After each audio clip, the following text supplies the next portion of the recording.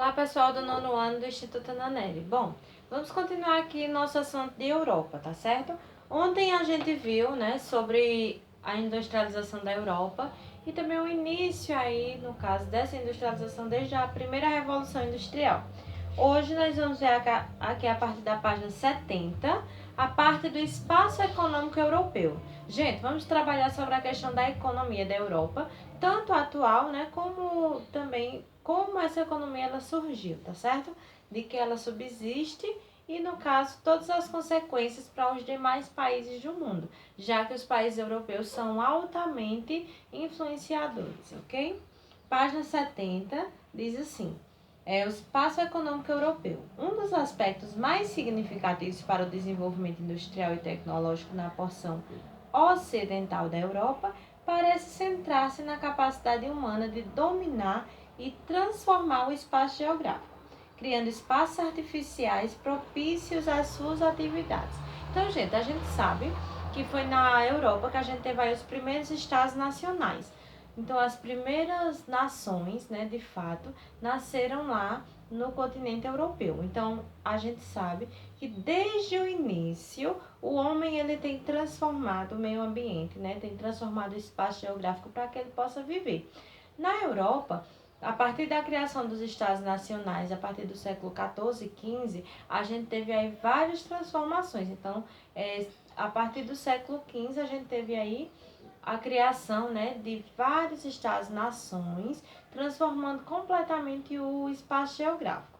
Digamos assim, que tudo aquilo que a Europa fez, né, ela tentou levar para o restante do mundo, para todos os outros continentes.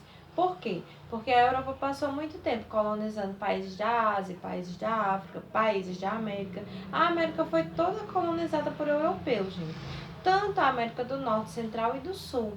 Foi colonizada aí por espanhóis, portugueses, ingleses, franceses, holandeses, né? Então a gente teve aí toda uma influência europeia.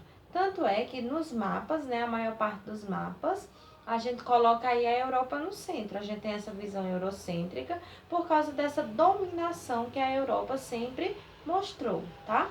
A gente já tem alguns mapas que não tem a Europa no centro, tá? Que não tem essa posição aí eurocêntrica, principalmente nos Estados Unidos. Mas a Europa ainda continua sendo o centro, né?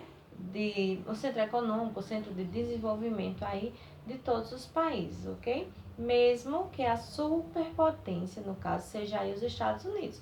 Mas a Europa ainda continua dominando, principalmente aí com o bloco econômico dela que se chama União Europeia. A União Europeia, ela domina aí, no caso, boa parte da economia mundial. Certo, gente?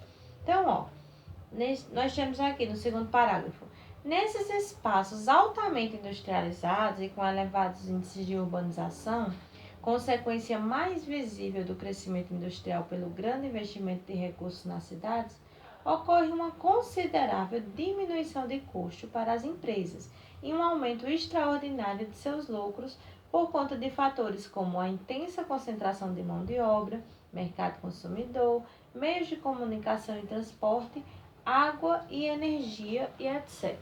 Então a gente sabe que depois da industrialização, a urbanização ela teve, no caso, um ritmo aí acelerado. A gente teve o crescimento das cidades, as cidades elas se expandiram rapidamente e a gente também teve uma rápida urbanização.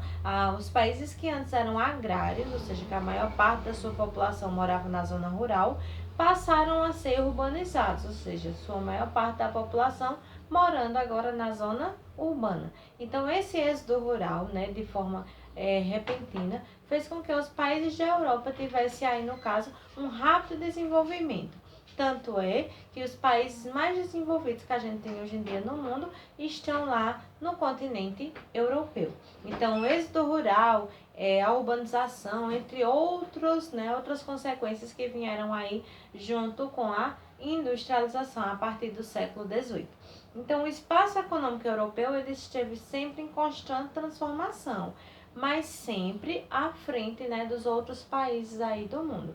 Gente, industrialização que a gente tem no Japão hoje em dia, a indústria tecnológica, a industrialização que a gente tem nos Estados Unidos, a industrialização que a gente tem em tantos outros países fora do continente europeu, foram influenciados, né, e iniciados lá, tá? Então a Europa tem sido, no caso, destaque para a economia de todos os países do mundo e no caso aí ele é um grande centro exportador, né? Aí no caso de tecnologia e de produtos industrializados e também um grande importador, no caso aí de matéria-prima. Ele compra muita matéria-prima de países da África, de países da América, de países da Ásia. Então a Europa, no caso, é um grande centro comercial do mundo, ok? Aí, ó, além disso, também o espaço rural apresenta marcas do processo de industrialização, uma vez que a mecanização do campo permite a utilização de modernas técnicas de plantio ou de criação. Então, gente, ó, essa questão aí da mecanização do campo fez com que a gente tivesse, no caso, uma repaginação, tá? Na forma aí de produzir. Antigamente nós tínhamos a agricultura e a pecuária de maneira mais manual. Hoje em dia nós temos a mecanização do campo. Então a indústria ela também tomou conta aí não só das cidades, né, mas também da área rural. Hoje em dia nós temos aí no caso uma coisa chamada desemprego estrutural. O desemprego estrutural é no caso quando as máquinas ela tomam os lugares aí do ser humano, ou seja, a mão de obra que antes era realizada apenas por homens, né, apenas manual, agora as máquinas elas fazem todo esse processo aí industrial. Então, a mesma coisa aconteceu no campo. Com a mecanização do campo, você não precisa mais colocar tantas pessoas para fazer o plantio e a colheita, né? A gente tem colheitadeiras mecânicas, tratores, tantos outros materiais aí que podem fazer o serviço, né? O trabalho que antes era simplesmente manual.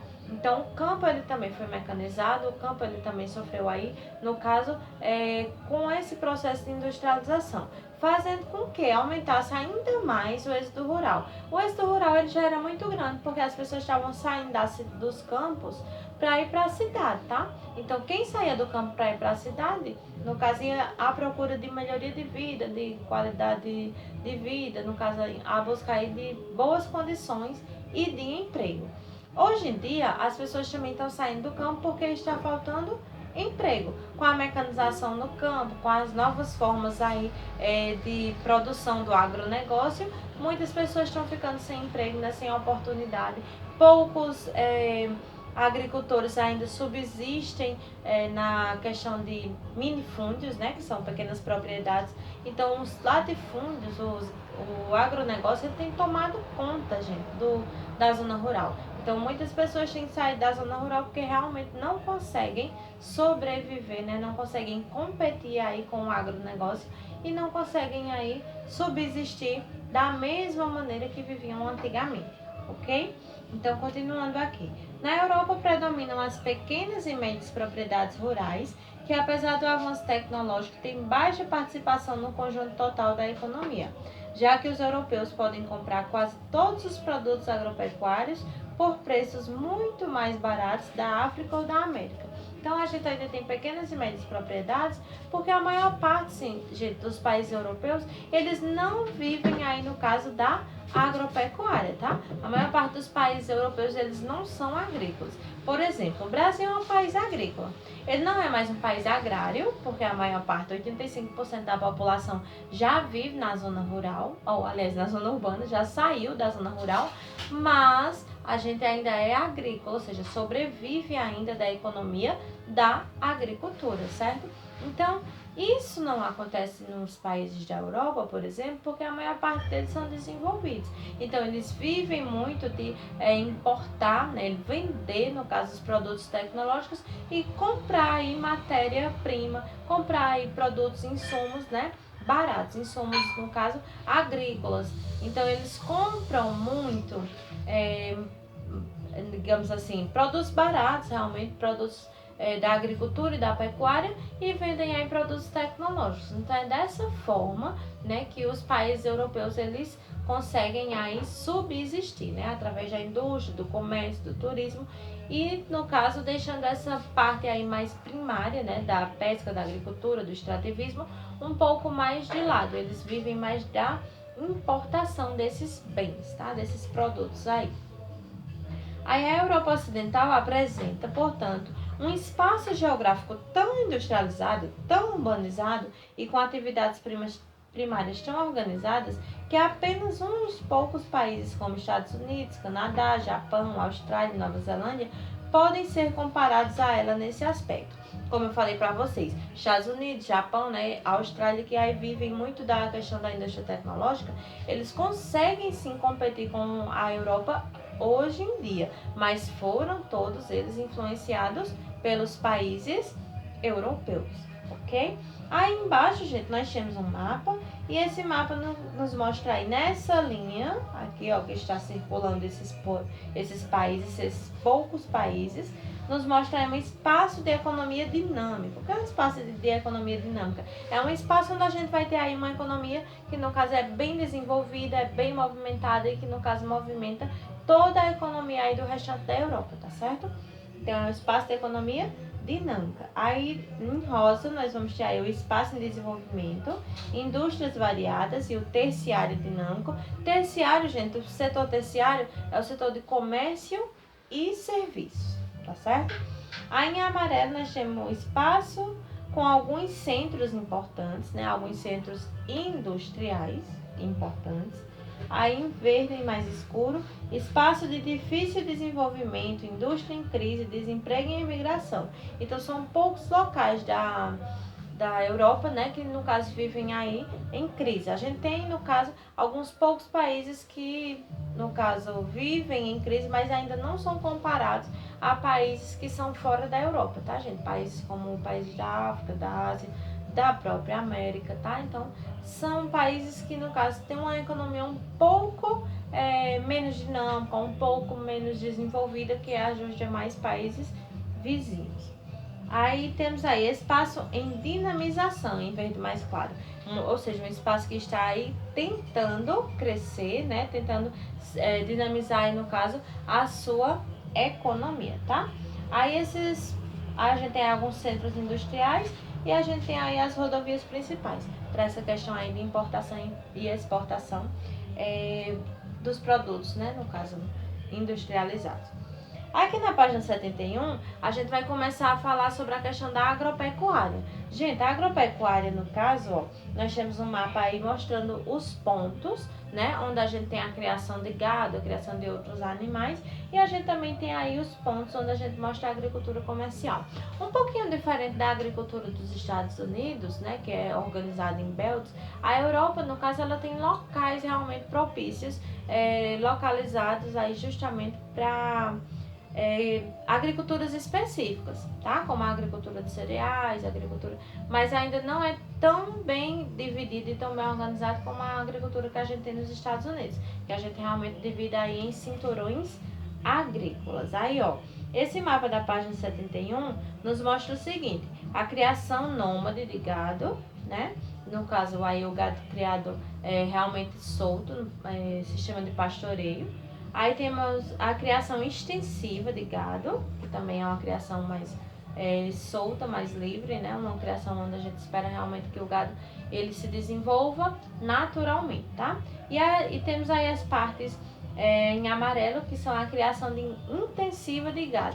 Criação intensiva, gente, é quando a gente faz a criação realmente regada aí a ração, né? Todo um processo aí para que o gado ele se desenvolva mais rápido, para que seja uma criação de gado para o corte, tá? Para a venda realmente. Aí temos aí a agricultura associada à criação do gado, a agricultura comercial de cereais, a agricultura mediterrânea, já próxima aí à parte sul da Europa, que é próxima ao mar Mediterrâneo, e as áreas não utilizadas pela agropecuária, tá? Áreas não utilizadas pela agropecuária, vocês estão vendo que tem uma boa parte lá em cima, que é onde justamente a gente tem a floresta boreal. Floresta boreal, tá, gente? As coníferas, né? As plantas que a gente tem lá, as árvores que a gente chama de coníferas, elas são utilizadas muito para produção de papel, tá? Papel e celulose. Então, são essas áreas aí que não são utilizadas para agricultura. Aí na página 71 diz assim, continuando a questão da agropecuária. A agricultura e a pecuária europeia são bastante diversificadas e se apresentam como espaços de produção muito importantes para o desenvolvimento da economia. A elevada produtividade agrícola, especialmente quando se utilizam técnicas adequadas e modernas no manejo e aproveitamento dos solos, geralmente férteis. Nessa área de produção, predomina a cultura de cereais, com destaque para o cultivo do trigo, que é o produto mais importante. A região de solos negros da Ucrânia é a principal produtora, seguida por regiões de países como Itália, França, Alemanha e Rússia. Além do trigo, também são cultivados o centeio, a aveia e a cevada, produtos agrícolas das áreas temperadas. Como eu falei para vocês, as áreas temperadas, né, quando a gente viu sobre a localização da Europa, é a área que está aí, no caso, entre o Trópico de Câncer e o Círculo Polar Ártico, tá? Essa parte aí que a gente chama de Zona Temperada Norte. Aí temos aí, os agricultores europeus, principalmente os dos países da União Europeia, recebem incentivos governamentais, como empréstimos a juros baixos e com longo prazo para pagamento, para manterem sua renda, seu emprego agrícola e a estabilidade no preço dos alimentos. Isso é uma característica marcante da agricultura europeia, porque reflete a preocupação governamental de defender seus agricultores de concorrência externa. Essa prática, no entanto, é alvo de constantes críticas e pressões por ser considerada uma atitude protecionista que gera altos custos, cerca de 45 bilhões anuais, e impede a entrada de produtos estrangeiros no mercado europeu, limitando o acesso e o desenvolvimento de instituições como a Organização Mundial do Comércio ou de outros países como o Brasil. Então, como eu falei para vocês, a Europa ela compra muito insumo, né? Compra muitos produtos agrícolas aí dos outros países.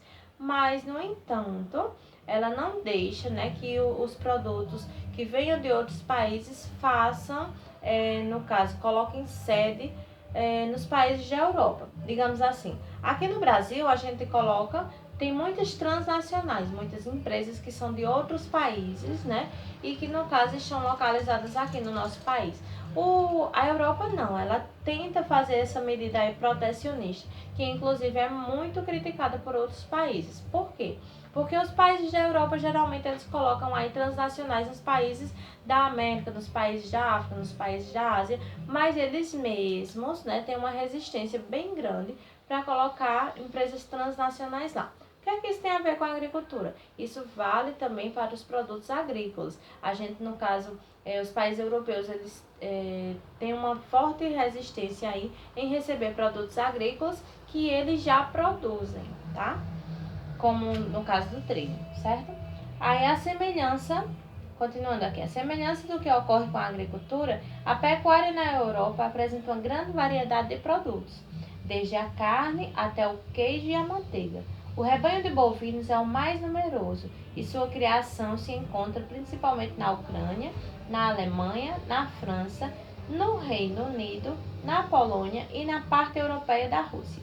A criação de gado leiteiro se destaca na Dinamarca, Suíça e Holanda, embora não possua rebanho numeroso como acontece com o gado de corte.